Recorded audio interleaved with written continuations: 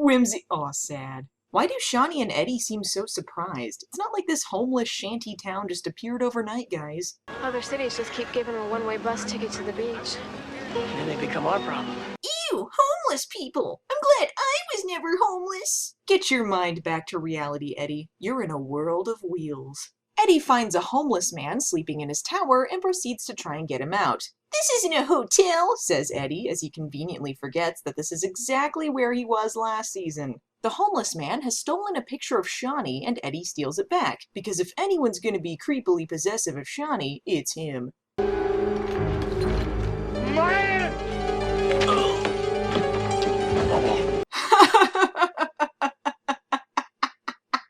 For really reals, this guy is actually called Hector the Collector. Eddie is stabbed by a guy named Hector the Collector.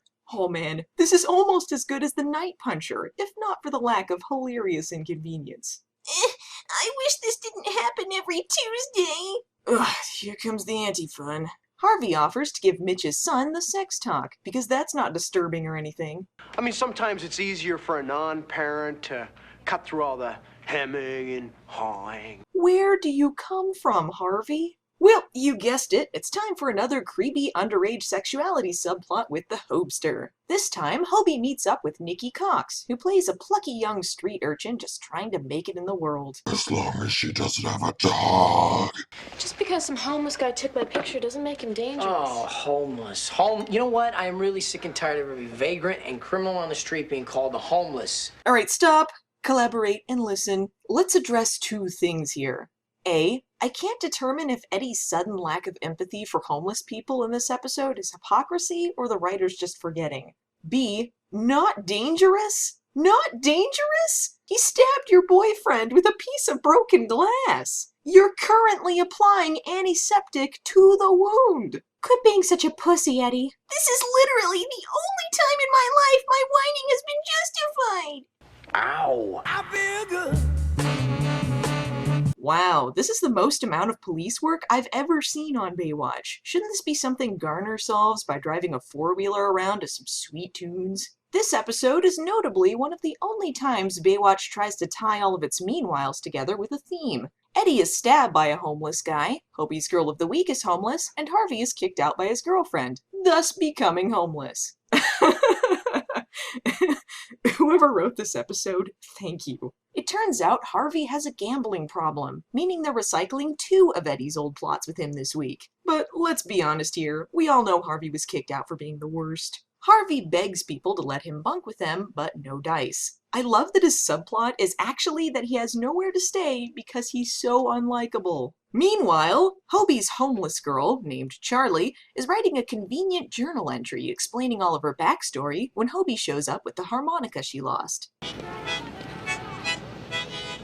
Hey, that's my harmonica. She recognized it just from the sound? Or does she have the only harmonica on the beach? As a quick aside, I'd like to point out that Mitch is letting his 10-year-old wander the streets unsupervised all day long. I'm not gonna say he's waiting for him to walk into oncoming traffic, but I will say that he's got another Hobie at the ready in case anything happens. These two have an enthralling conversation. You use makeup sometimes? Charlie enlists Hobie's help, pretending to be deaf to scam people out of money. And with that, his deaf disguise is complete. I don't really care about the scam. All I want to know is what the backstory is with these two ladies. It was awful. I hated it. Well, you picked the place. Kay suddenly exists again, and the jig is up. My dad is gonna kill me!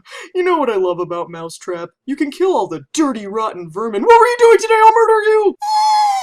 I kept on thinking about kissing her. What? You know I have first dibs always. Always! Sad montage. Let's just staple you into bed, shall we?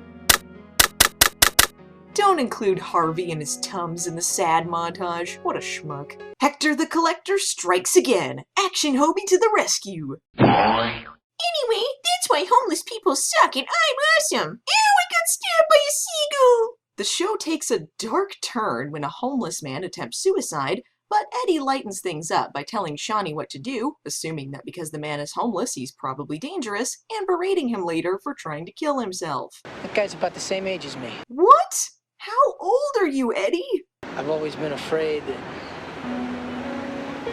I'd end up like him. You did! Domino's, you sure you want your sponsorship to be associated with Harvey? Why is this woman giving him her number? Is there something appealing about this schlub?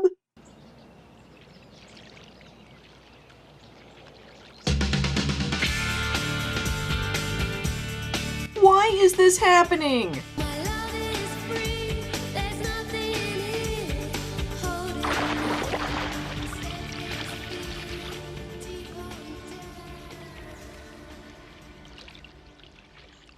So, is he crazy, or... Hi guys, I'm homeless. Can I stay with you for a while? Charlie goes after Hector the Collector, who's stolen her exposition journal, all of which leads to the water because, you know, lifeguards.